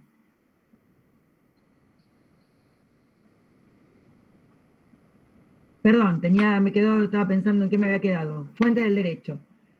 Llegado a la etapa del imperio, tenemos entonces que la fuente del derecho está dada por la Constitución imperial, es decir, que después van a llamarse leyes, y estas constituciones imperiales emanan de los emperadores, que aparece el primero como Octavio Augusto, con el título le vamos a llamar príncipe, pero el cargo en el periodo del imperio de este primer gobernante es el que conocemos como con el nombre de emperador, igual que el nombre del periodo, imperio. En el imperio, ¿quién gobierna? El imperator o emperador. ¿Cuál es la fuente de derecho de este periodo? La Constitución imperial. ¿Cómo la vamos a encontrar también designada? Como ley. Leyes de los emperadores. Estas constituciones imperiales van a tener diferentes formas, que se refirió un poquito también el doctor Arriagada, y estas formas van a ser edicto, prescripto, decreto, mandata, privilegia, pero los 4 más importantes son los que mencioné primero. Hay otras formas en que se pronuncia el emperador dictando estas constituciones imperiales, pero las más importantes son estas. El edicto es general, viene Profe, de lo que... ¿podría nombrar?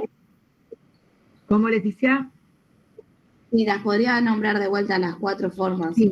Edicto, decreto. El edicto, que es lo que viene de lo que era el edicto del pretor, es una norma de carácter general que rige para todo el mundo. El decreto y el rescripto, que son respuestas que el emperador da ante consultas de casos particulares. Son muy parecidas, la diferencia la dejo para que ustedes la vean, que está en el libro. El mandata, que eran órdenes que daba a los que administraban territorios fuera de Roma. Imaginemos que ya en este momento el Imperio Romano abarca casi toda Europa, y los funcionarios que se encontraban en otros lugares recibían órdenes del emperador que se llamaban mandata, una de las formas de constitución imperial.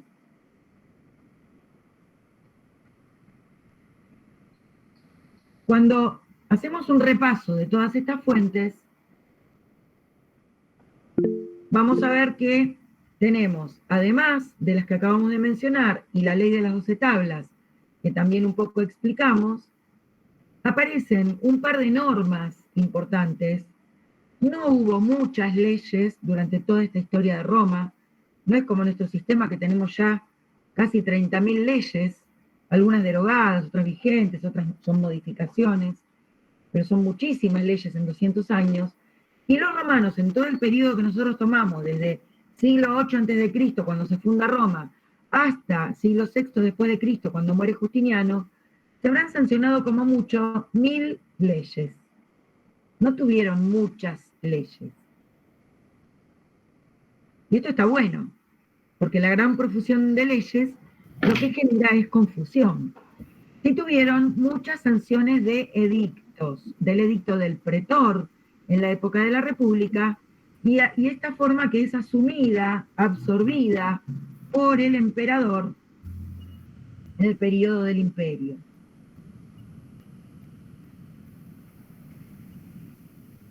En el medio tenemos que en el 130 después de Cristo, es decir, en el periodo del Principado, todo estudienlo con la línea de tiempo a la vista. En el periodo del Principado, año 130 después de Cristo, el emperador Adriano ordena una compilación de todos los edictos hasta ese momento.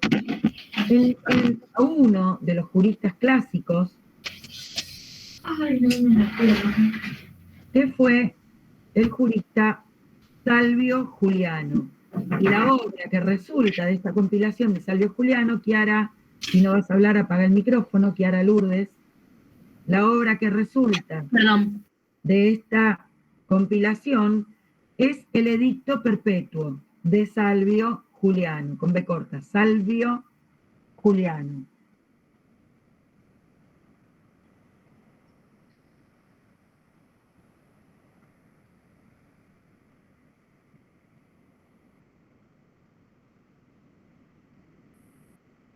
Luego tenemos otra norma importante en el siglo V,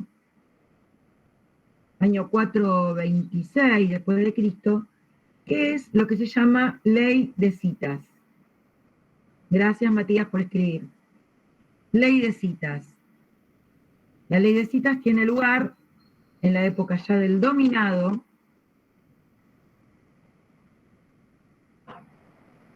en la cual se sanciona esta ley de citas porque ya también había una gran profusión normativa, había edictos, había leyes, había constituciones imperiales, y entonces se ordena compilar en una ley de citas las soluciones. En realidad no fue una compilación, se dispone por esa ley de citas que el juez cuando resuelve, acuérdense que a partir de ese momento, a partir de las reformas de Diocleciano en el 285 después de Cristo, se establece que el juez va a ser un órgano integrante de la burocracia estatal, y entonces en esta ley de citas, posterior a la reforma de Diocleciano fines del siglo III, y esta ley es, dijimos, siglo V, se dispone por esta ley de citas, dictada por un emperador, que el juez para resolver tiene que sujetarse a lo que digan 5 juristas clásicos, que son Paulo, Papiniano, Ulpiano, Modestino y Gallo. Solo se puede resolver en función de lo que hayan dicho estos 5 juristas. La ley dice que en caso de que las soluciones planteadas por estos juristas para un mismo caso sean diferentes, entonces el juez tiene que optar por uno de ellos. Tiene que resolver según lo que disponga Papiniano. Y entonces, esto significa una cristalización, una paralización del derecho, porque ya el juez no puede tener ese espacio de creatividad como lo había tenido el pretor en el periodo de la República, dando soluciones jurídicas todo el tiempo nuevas ante los casos nuevos. Acá, con la ley de citas, había que ajustarse a lo resuelto por esos juristas clásicos. Ley de citas. Finalmente, cuando asume Justiniano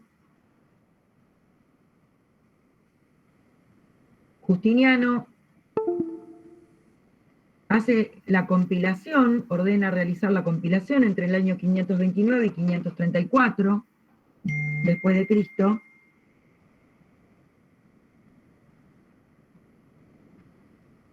Y la obra que realiza Justiniano, que consta de 4 partes, es la fuente más importante de la cual hoy podemos estudiar el derecho romano. Hay un montón de fuentes más, pero en esta obra de Justiniano es donde se logra compilar todo el derecho existente desde la fundación de Roma.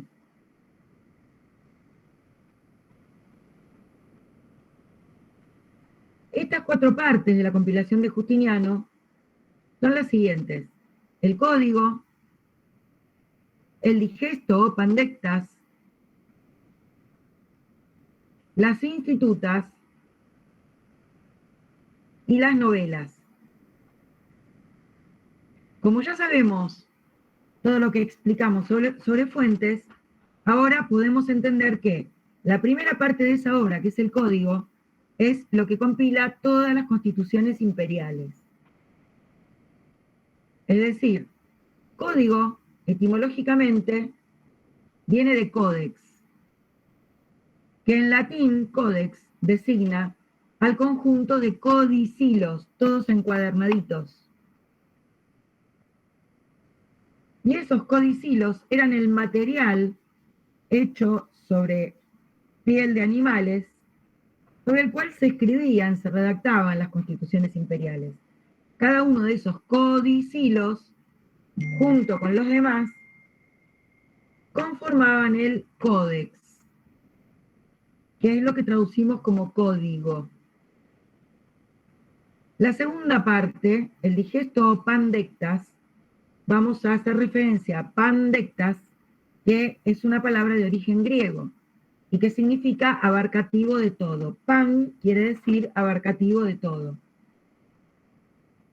Y este abarcativo de todo, que también tiene el nombre de digesto, comprende todas las soluciones dadas por los juristas clásicos.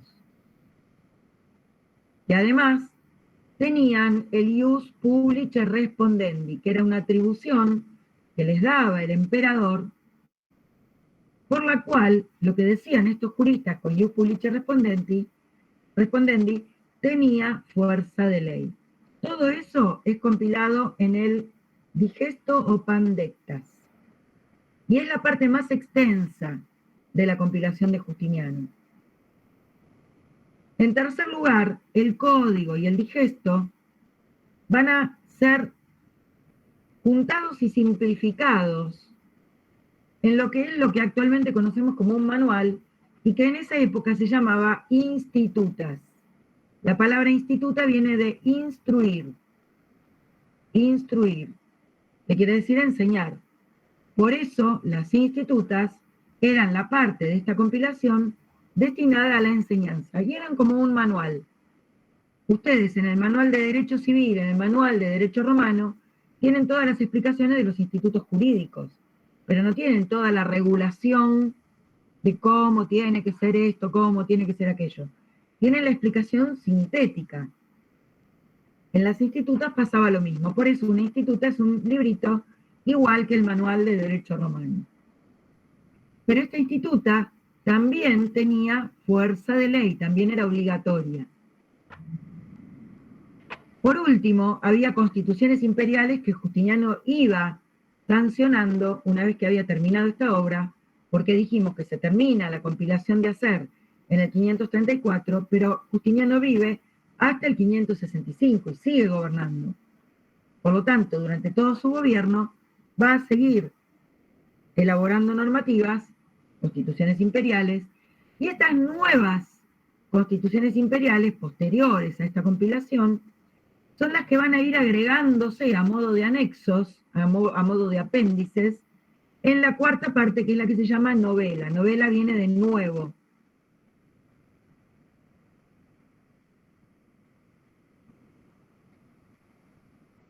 Así que, de esta manera tenemos ya planteadas todas las fuentes de derecho a lo largo de los 4 periodos cronológicos que explicamos antes. Con esto, Leticia, creo que las fuentes te deben quedar más claras, ¿no? Sí, profe, ahí me quedó mucho más claro y recordé que algo de todo esto habías nombrado, pero bueno, no lo tenía muy claro, lo tenía desordenado. Porque es lo que, claro, ahí con los profesores no habíamos terminado de ponernos de acuerdo cuando esta nueva forma de dar las clases, grupos pares, grupos impares, virtual y presencial, nos obliga a estar rotando. Pero lo que veníamos haciendo antes era que cada uno tenía su grupo e íbamos a la par del programa, pero en esta primera parte, que es tan extensa y tan compleja, porque entran a jugar un montón de elementos, no compleja por complicada, sino porque hay un montón de cositas y que se pueden explicar de una manera o de otra. Mi forma de explicar es dejar para la última parte todas fuentes y se los doy todos juntos. Claro, cuando nos juntamos, dimos, bueno, yo di este tema, yo dije, bueno, no, yo ya fuente lo di con el periodo. Digo, bueno, no, yo no lo di con el periodo, lo dejé para la última clase. Y ahí dijimos, uy, pero tenemos a los chicos todos cruzados, ¿cómo hacemos? Entonces por eso dijimos, bueno, la clase de hoy presencial se daba ya para completar y lo que faltaba de fuentes y todo el repaso de la clase de hoy, que ya supuestamente vieron todo, con Sandra el miércoles, quedaba para hoy repasar. Sí, de hecho Sandra nos dijo que los que habíamos estado con vos nos había quedado pendiente de eso, nombró el PowerPoint, pero bueno, yo quería que haya como una breve explicación al menos para poder Perfecto. Muy bien, muy bien. Leandro, te escuchamos. Profe, ¿me puede hablar brevemente de las leyes romano-bárbaras? Bien, sí, en el periodo, muy bien, Leandro, porque me olvidé. Con las fuentes me quedé con las constituciones imperiales. Las leyes romano-bárbaras, que las ven como parte de las fuentes en el periodo del nominado, también son parte de la explicación de lo que es la vigencia ulterior, porque las leyes romano-bárbaras aparecen como vigencia ulterior del derecho romano, que así tienen el nombre del capítulo en el manual de Di Pietro, son las que se van dando en la parte de Occidente una vez que los bárbaros entran en el territorio romano y quedan ellos como gobernando. ¿Qué es lo que ven los bárbaros? Ven que el sistema jurídico romano es muy completo, es muy bueno, es muy efectivo, es muy eficiente, y entonces lo que hacen es juntar las normas propias, las bárbaras, de cada uno de los pueblos bárbaros, que eran un montón, las fusionan con ese derecho romano existente en el territorio en el cual entran. De esa manera aparecen leyes como la ley romana visigoda en el pueblo visigodo, la ley romana burgundia, cada uno en diferentes territorios, en España, en Francia, que son los nombres con los que conocemos hoy en día a esas partes de lo que en ese momento era el Imperio Romano, y esa parte ya a partir del 476, ya bajo gobierno bárbaro. Y esas compilaciones romano-bárbaras o leyes romano-bárbaras son las que van a empezar a regir ya cuando los bárbaros están gobernando. Cuando Justiniano asume, lo que busca es volver a conquistar la parte occidental, y lo logra. Pero estas compilaciones romano-bárbaras son también muy valiosas porque se nutren también de lo que mucho o poco, interesante o no, le aportan como situaciones y soluciones jurídicas propias de los bárbaros para enriquecer también el derecho. Hay otras compilaciones privadas, el Código Gregoriano, el Código Hermogeniano, que son hechas por juristas particulares. Y todo eso es de lo que se va a nutrir la compilación de Justiniano, que también me había olvidado de decirles algo. Esta compilación de Justiniano recibe el nombre muy posteriormente, en el siglo XV, un jurista en el siglo XV, que se llama Godofredo, que es parte de los estudiosos del derecho romano cuando resurge en Oriente. El jurista Godofredo lo va a llamar a esta compilación de Justiniano Corpus Iuris Civilis, Corpus Iuris Civilis, que es con el nombre que lo designamos comúnmente. Así que esto es un poco el tema de las leyes bárbaras. Leandro, gracias por recordármelo. Gracias a usted, profe. Marco, no es que las contiene, sino que la compilación, que después lleva el nombre de Corpus Iuris Civilis, va a basarse en todas esas compilaciones previas, como las leyes romano-bárbaras, que también cuando quiere reconquistar la parte occidental Justiniano, tiene que negociar, le conviene negociar, porque si no la conquista va generalmente ya los bárbaros están adentro. Entonces, ¿qué hace Justiniano? Logra recuperar la parte que es Italia, por ejemplo, y lo que tiene que hacer es transar un poco, y de esa manera el sistema jurídico también lo da como válido. Así que es una de las cosas que sirven para base para compilar todo el derecho, Marco. ¿De acuerdo? No es que las contienen, sirven de base. ¿Quién más quería preguntar? No, Matías, no es que tiene... No hay un comienzo, no es un comienzo y un fin. No es que las fuentes del derecho del dominado comienzan con la ley de citas. No, durante el dominado continúan siendo fuentes del derecho, como en todo el imperio, las constituciones imperiales.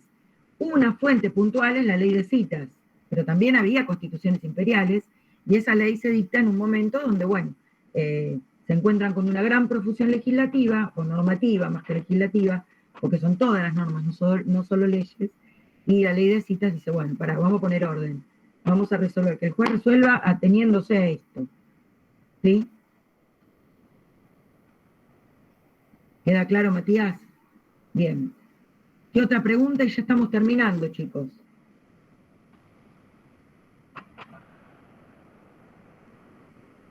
Bueno.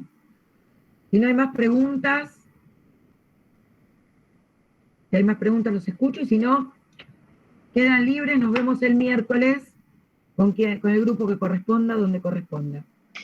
Gracias, buenos días. Buenos días. Gracias, profesora. Muchas gracias, profe. Gracias, profe. Buen fin de. Gracias, profe. Hasta luego. Gracias, profe. Buen fin de. Chao, profe.